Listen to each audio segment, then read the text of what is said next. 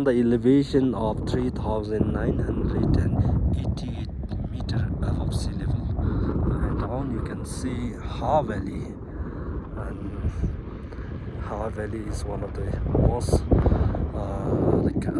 undeveloped or remote district in Bhutan.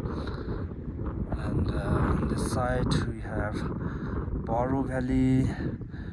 Paro Valley is also one of the most beautiful valley of Bhutan, and you can see tourists gathered out here. And it's already end of the May, and still the temperature is very cold out here. You need a